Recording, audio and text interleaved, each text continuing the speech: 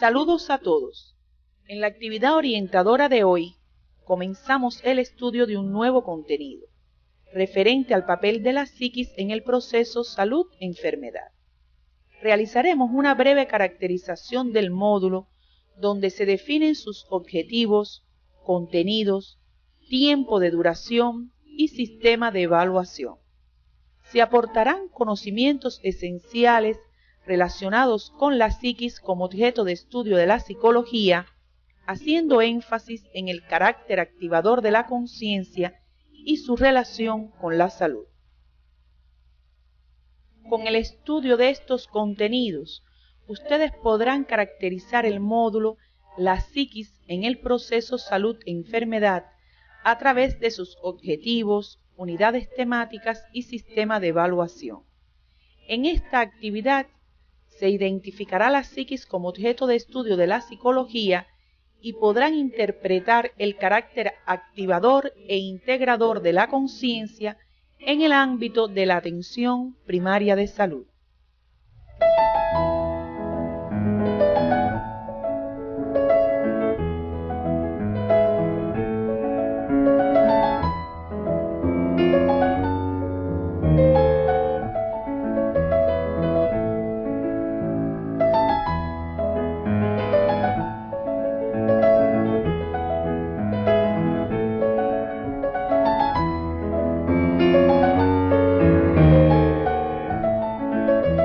Los objetivos generales del módulo están dirigidos al logro de habilidades que les permitirán interpretar el papel de la psiquis en la concepción del hombre como sujeto de su propia salud y su conducta, así como fundamentar el papel de la psicología en su relación con el proceso salud-enfermedad.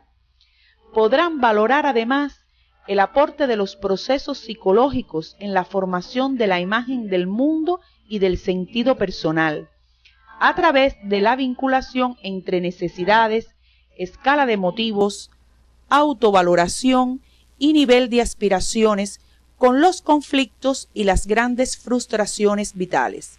Finalmente, serán capaces de interpretar la personalidad y su carácter sistémico a través de la interrelación de los subsistemas que la regulan en su vinculación con el trabajo en la atención primaria de salud.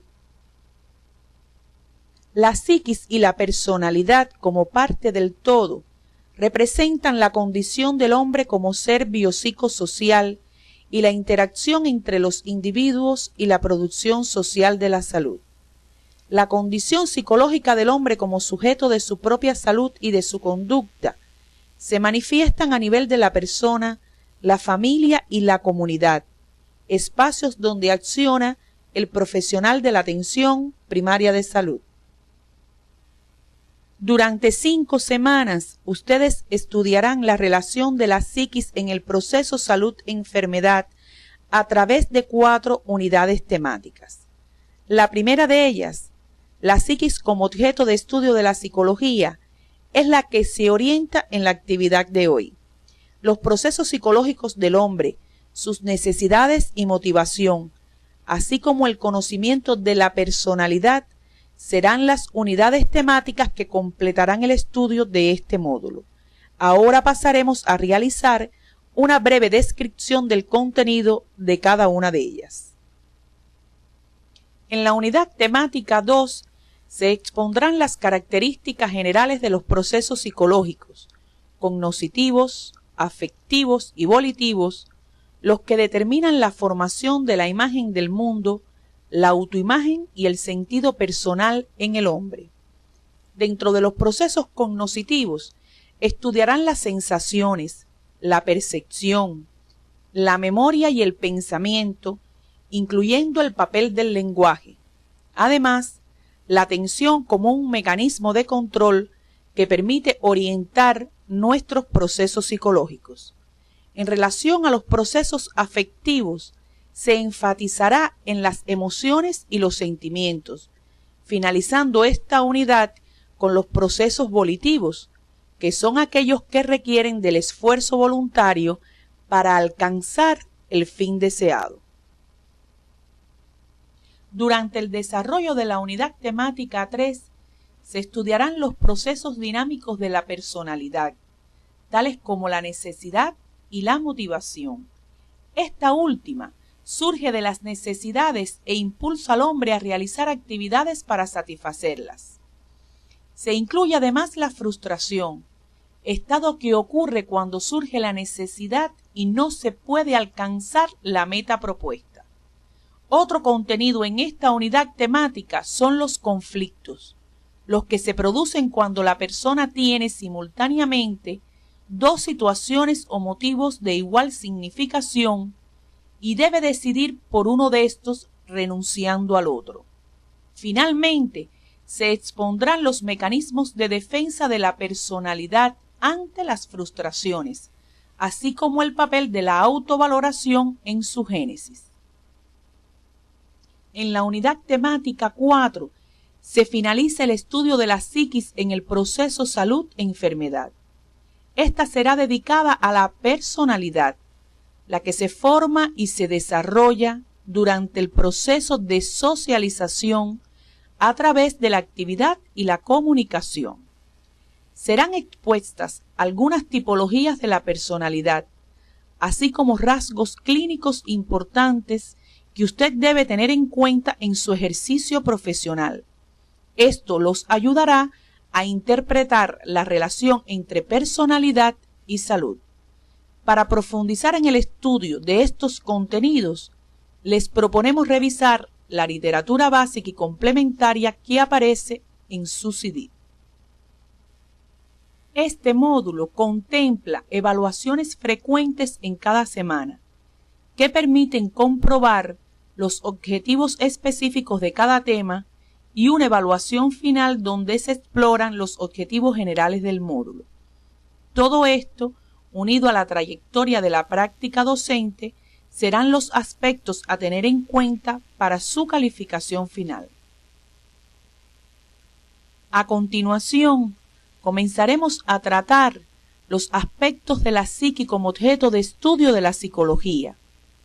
El término psicología data del siglo XVI, año 1550, y se deriva del latín psique, que significa alma, y del sufijo logos, que significa tratado o conocimiento acerca de algo.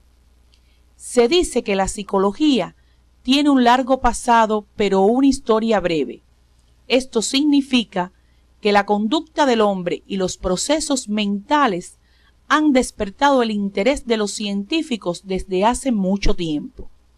En la época del florecimiento de la cultura greco-latina, filósofos como Demócrito, Platón y Aristóteles se preguntaban acerca del tema. En la Edad Media, la religión redujo los conocimientos psicológicos acumulados hasta ese momento al estudio del alma. Durante el Renacimiento, se comenzó a considerar al hombre como ser activo y se concedió mayor importancia a la personalidad y a las influencias que recibía el hombre de las condiciones naturales externas. No fue hasta finales del siglo XIX que se empezó a aplicar el método científico a las preguntas que durante siglos habían desconcertado a los psicólogos. Solo entonces la psicología se constituyó como una disciplina científica formal separada de la filosofía, colocándose los cimientos de la nueva psicología, es decir, la ciencia psicológica. La psicología como ciencia surge en Alemania con la creación por Wilhelm Wundt del primer laboratorio o instituto de psicología experimental en la Universidad de Leipzig en 1879. Aunque ya antes, en 1875, William James en los Estados Unidos había impartido un curso de psicología. Ambos pensadores tenían concepciones diferentes acerca de la psicología. Para Wundt, partidario de la teoría estructuralista, lo más importante eran las estructuras de los fenómenos psíquicos, el cómo es en la conciencia, o sea, qué sensaciones se producían en determinados momentos. Mientras para James, seguidor del enfoque funcionalista, estudiaba las funciones, es decir, el para qué de los fenómenos psíquicos. Le siguieron otras teorías o escuelas que le han dado explicaciones a los mismos hechos psicológicos, las cuales ustedes pueden estudiar en la bibliografía propuesta para el tema en el CD del módulo. El más conocido y controvertido de todos los pioneros de la psicología fue Sigmund Freud, médico vienés quien desarrolló una teoría llamada psicoanálisis, la cual afirma que estamos motivados por instintos e impulsos inconscientes que no están disponibles para la parte racional y consciente de nuestra mente, y que estos, en lo fundamental, son de origen sexual. Con lo expresado hasta aquí, podemos afirmar, desde el punto de vista histórico-cultural, que la psicología como ciencia estudia los hechos, las regularidades y los mecanismos psíquicos que ocurren en el cerebro como reflejo subjetivo de la realidad y hacen posible la realización de las actividades humanas. Su objeto de estudio son las leyes que regulan el surgimiento y desarrollo de la psiquis, inmersa en un determinado sistema de relaciones sociales. Es decir, la psicología estudia al hombre desde el punto de vista de su subjetividad, como portador y constructor de un conjunto de vivencias que le resultan personales, ya que le pertenecen a él, las construye él y las porta él. Un ejemplo de subjetividad es nuestra imaginación, nuestros deseos, emociones, frustraciones, pensamientos y sentimientos. ¿Qué es entonces la psiquis? Es el reflejo subjetivo de la realidad objetiva. Este reflejo se forma en cada persona a través de los procesos psicológicos, los que nos permiten tener una imagen del mundo y de sí mismos, responder ante determinadas situaciones con estados emocionales y tomar decisiones. Es importante señalar que el reflejo se manifiesta en toda la materia, tanto la inorgánica como la orgánica, con características diferentes. En el caso de la primera, por ejemplo, al chocar dos objetos producen un proceso de acción-reacción, que no es más que un reflejo mecánico y físico. Mientras que en el hombre, como ser más complejo, se refleja la realidad a través del conocimiento que tiene de ésta, con sus afectos y actuaciones ante el medio que le rodea, empleando la psiquis, es decir, a través de los procesos psicológicos.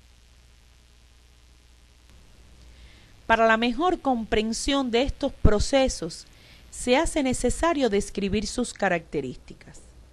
La primera de ellas es que son procesos subjetivos, es decir, dependen de la persona, pertenecen a ésta, están ligados a su experiencia, historia y a las condiciones en que ha desarrollado su vida.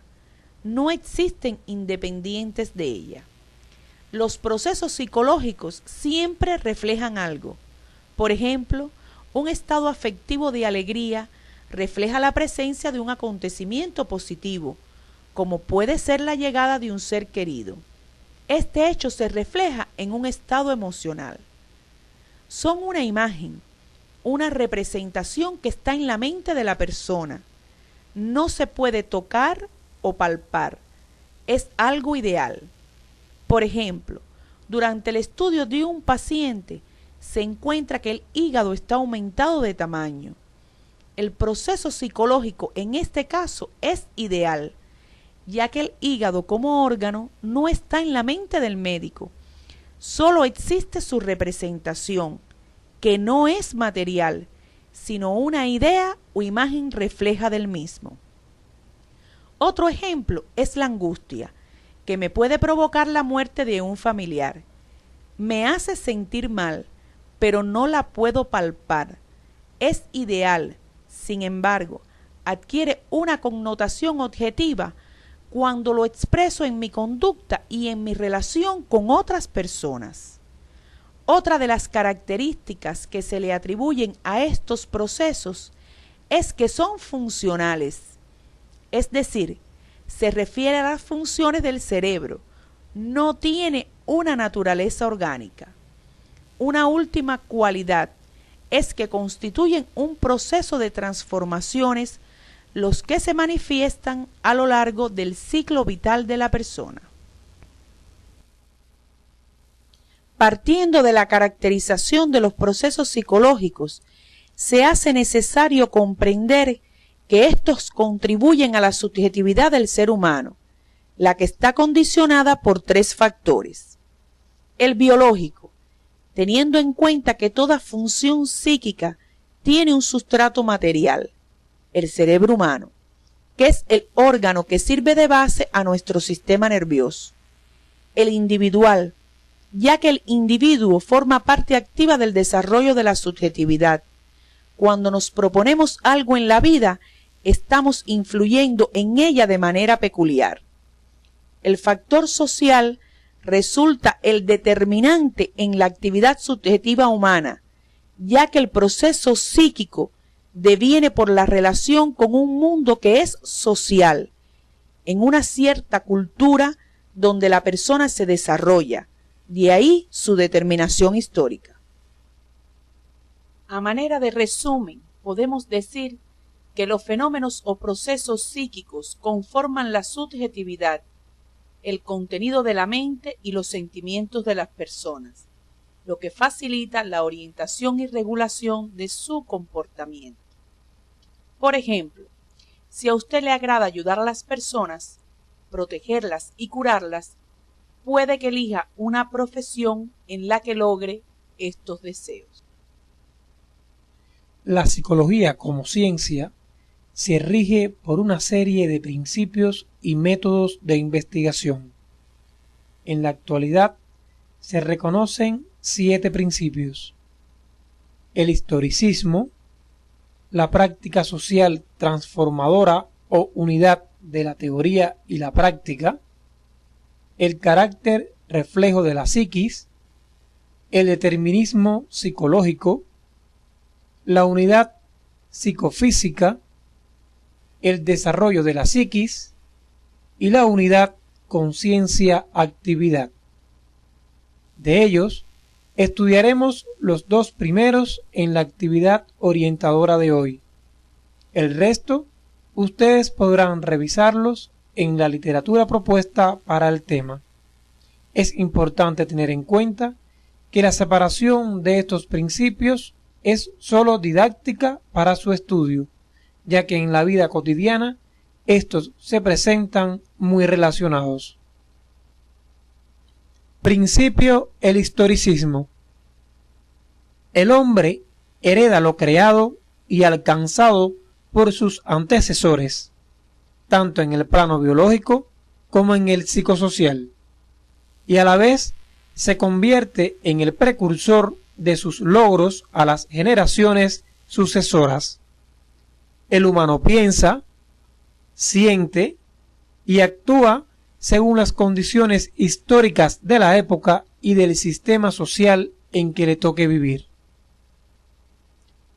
El principio de la práctica social transformadora o unidad de la teoría y la práctica pone de manifiesto la esencia social del hombre como ser activo y transformador que piensa, le da solución a los problemas y a un mismo tiempo avanza, se plantea hipótesis y desarrolla teorías que son emplazadas a ser comprobadas en la práctica.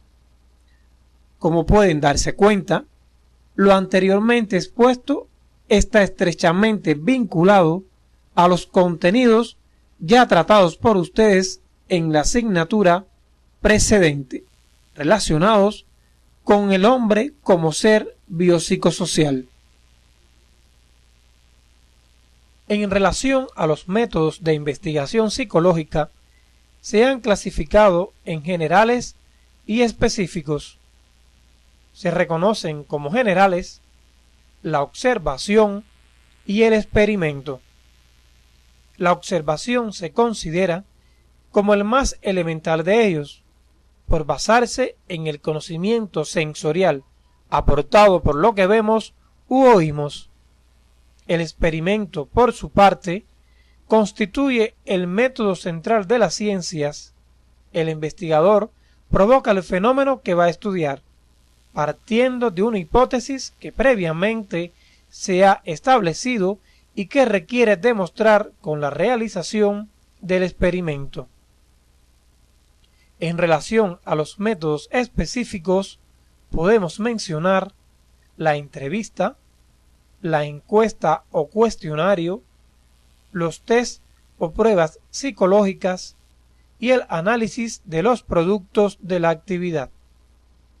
Es importante tener en cuenta que estos métodos específicos son denominados técnicas y procedimientos en otros textos. El conocimiento de estos métodos constituyen herramientas que le permitirán una valoración más integral de la persona, la familia y la comunidad donde usted se desempeña, por lo que le sugerimos profundizar en su estudio utilizando la literatura propuesta sobre el tema, la que se encuentra en su CD. La importancia de la psicología dentro de la carrera de medicina radica en que facilita la interpretación del hombre con un enfoque holístico, como ser biopsicosocial. Aporta conocimientos acerca de por qué el hombre actúa como lo hace y de cómo debe actuar. Propicia la adopción de estilos de vida saludables y una relación médico-paciente satisfactoria. Actualmente, se reconoce que las enfermedades crónicas no transmisibles pueden tener muchas causas, pero es indiscutible el hecho de que el comportamiento y el estilo de vida individual están relacionados fuertemente con su desarrollo. En mayor o menor medida, aparecen elementos psicológicos como estados emocionales, valoraciones acerca de la enfermedad, limitaciones, exigencias de los procedimientos diagnósticos y terapéuticos, pronóstico e impacto sobre la vida futura, donde cada paciente tendrá una respuesta a la enfermedad, es decir, su propia percepción.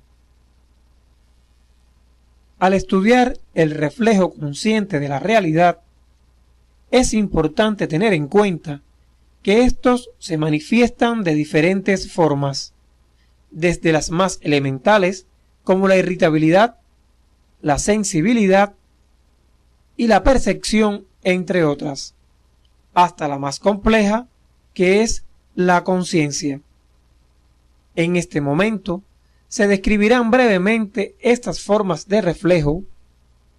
En ellas y otras, usted podrá profundizar para su estudio en el material titulado Folleto Complementario Psicología Médica 1, que aparece en su CD.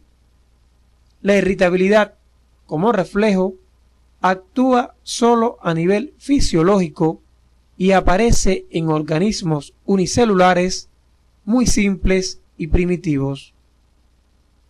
En el caso de la sensibilidad, esta involucra el nivel fisiológico y el psicológico. Ocurre en animales con mayor grado de complejidad y desarrollo. Este es el nivel donde surge la psiquis. Otra de las formas es la percepción, donde se refleja el objeto como un todo, con sus propiedades integradas, lo que permite diferenciarlo del resto de los objetos. La conciencia, como forma de reflejo de la realidad, involucra lo psicológico y lo social en el desarrollo del ser humano. El hecho de poseer un cerebro genéticamente humano no asegura la formación de la conciencia. Para lograrla, es necesario que desde el nacimiento el individuo se desenvuelva en un medio social. Por tanto, para su desarrollo se necesita de dos premisas fundamentales: las condiciones sociales de vida y la presencia del cerebro humano. Si tenemos en cuenta lo expuesto anteriormente, ustedes ahora podrían preguntarse ¿qué es la conciencia? La conciencia es la forma superior de reflejo de la realidad por la materia altamente organizada, el cerebro humano, que permite percatarnos de lo que ocurre en nosotros y en el entorno, organizar la conducta para que ésta se adecue a los acontecimientos, adaptarnos al medio y modificarlo según nuestras necesidades y las del colectivo social. Por tanto, podemos reafirmar que la conciencia es una función integradora de lo cognitivo, afectivo, volitivo, que permite una actividad armónica. Nacemos con el legado genético, pero sin conciencia. Esta se desarrolla paulatinamente a través de su interacción con el medio social. Aproximadamente a los 2 años de vida surgen las primeras manifestaciones de la autoconciencia. El niño logra tener conocimiento del mundo circundante y reconoce el medio familiar y social que lo rodea. Identifica su propio cuerpo y tiene noción del yo. Es decir, el niño se reconoce como un ser independiente. Su desarrollo continúa durante todo el ciclo vital. En el hombre existen 2 niveles de funcionamiento: el consciente y el inconsciente. Lo consciente es lo voluntario, lo controlado y dirigido. Nos permite darnos cuenta y dar cuenta a los demás acerca de nuestro comportamiento, mientras que lo inconsciente sería lo involuntario, lo no controlado y automático. No nos permite darnos cuenta de nuestros actos y conductas, por lo menos fácilmente. Un acto inconsciente puede ser un impulso o un hábito muy arraigado y por tanto realizado automáticamente. Lo consciente pasa a ser inconsciente una vez que se automatiza y lo inconsciente se hace consciente cuando aparece alguna señal de emergencia, algún problema a resolver, algún obstáculo que impida la realización de una tarea. Por ejemplo, un acto inconsciente es cuando luego de haber cambiado de residencia, tomamos el camino que nos conduce a la casa donde siempre habíamos vivido, o cuando una persona escribe en el teclado de la computadora sin necesidad de visualizar las letras del mismo. Con lo visto hasta el momento, es fácil entender que la conciencia tiene un carácter activador y regulador. Permite a la persona percatarse de lo que ocurre en sí mismo y en su medio social. Regula el comportamiento del hombre de manera que éste pueda adaptarse a las condiciones y modificarlas según sus necesidades. Pasaremos ahora a comentar las 4 fases por las que atraviesa la actividad consciente. La primera de ellas es la fase informativa, que demuestra la capacidad en que se encuentran las formaciones anatomofisiológicas de la persona para incorporar la información que recibe a través de los procesos cognitivos. La segunda es la integradora, encargada de la valoración que se hace de la información recibida, además de establecer los planeamientos y, por tanto, se vincula a la integración de los procesos afectivos y los cognitivos. Luego de integrada la información, la persona organiza su conducta y actúa, encontrándose entonces en la fase ejecutora, relacionada a ella con los procesos volitivos o conativos. La última etapa es la reguladora, la que permite, una vez efectuada la retroalimentación de lo sucedido, modificar o mantener lo que se había planificado originalmente. A manera de resumen, les expondremos un ejemplo donde se encuentran presentes las 4 fases. El profesor indica la tarea docente en el marco de la video orientadora. El estudiante la escucha y la visualiza. Fase informativa. Hace su valoración y planea cómo, cuándo, dónde y con quién la realizará. Fase integradora. En el momento que decide voluntariamente, la realiza. Fase ejecutora. Y finalmente, cuando comprueba los resultados, si son satisfactorios, seguirá actuando de la misma forma. De lo contrario, modificará sus acciones. Fase reguladora. Para finalizar, es importante reconocer que toda actividad consciente pasa por estas 4 fases, sucediéndose una a continuación de la otra. Recordemos que dentro de las funciones a realizar por el médico en la comunidad está el brindar una atención médica integral a la salud.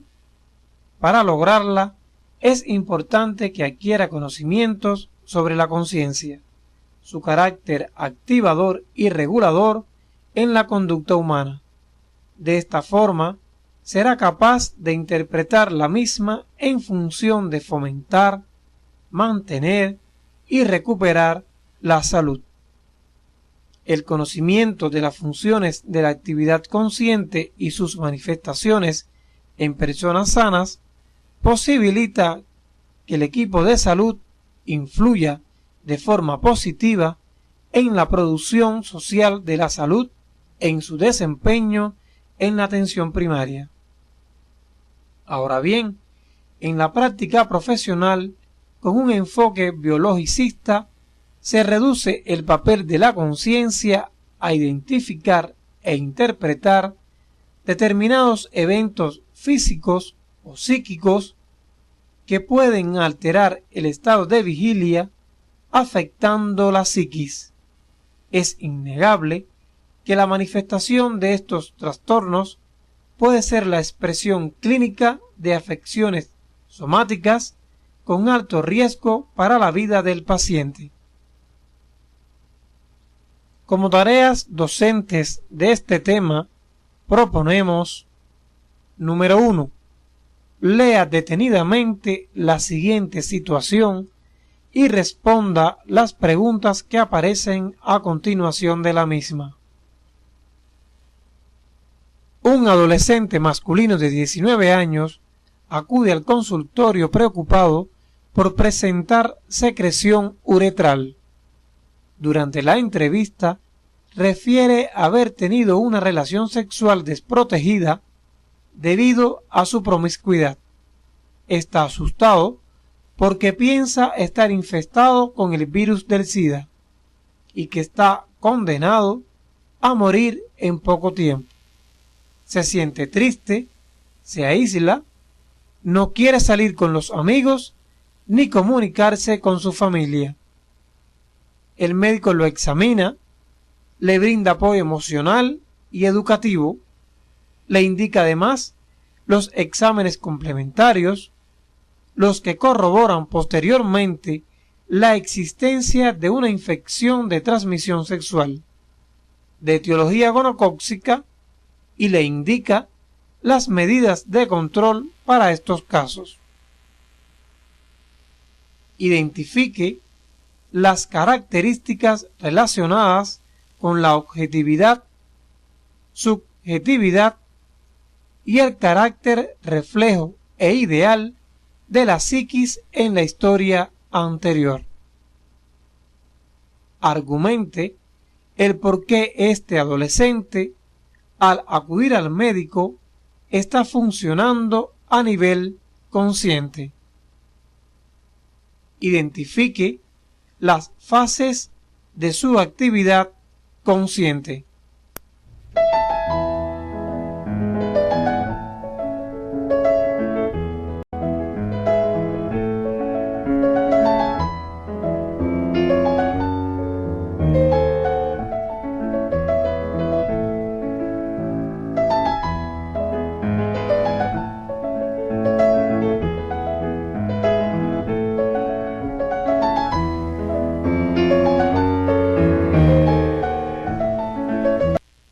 Tarea número 2. Argumente con sus palabras las diferencias esenciales entre la psiquis humana y la psiquis animal, apoyándose en la lectura del folleto complementario Psicología Médica 1 que aparece en la bibliografía de su CD. Tarea número 3. Argumente por qué el estudio de la psiquis es fundamental en el análisis del proceso salud-enfermedad.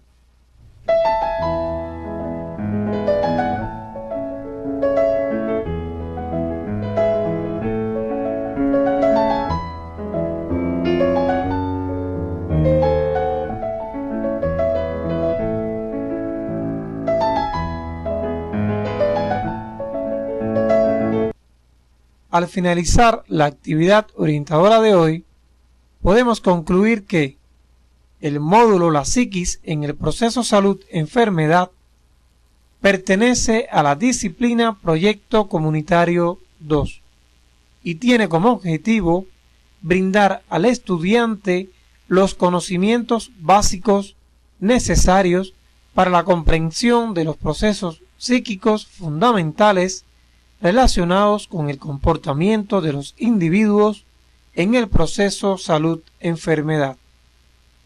La psicología es la ciencia que estudia las leyes que regulan el surgimiento y desarrollo de la psiquis. La psiquis humana orienta y regula la conducta de las personas en el proceso salud-enfermedad. El conocimiento de la conciencia, su carácter activador y regulador en la conducta humana, permite al médico interpretar el proceso salud-enfermedad en función de fomentar, mantener y recuperar la salud. En la actividad orientadora de hoy, caracterizamos el módulo La psiquis en el proceso salud-enfermedad. Reconocimos la psiquis como el objeto de estudio de la psicología, sus características fundamentales, principios y métodos de esta ciencia, así como su importancia para el ejercicio de la medicina. Además, se abordó el carácter integrador de la conciencia en la psiquis humana y su papel en la práctica médica. En la próxima actividad orientadora se comenzará el estudio de los procesos psicológicos y en lo particular los procesos cognitivos, como son las sensaciones, percepciones, memoria y pensamiento, los que permiten conocer el medio que nos rodea y orientarnos en el mismo.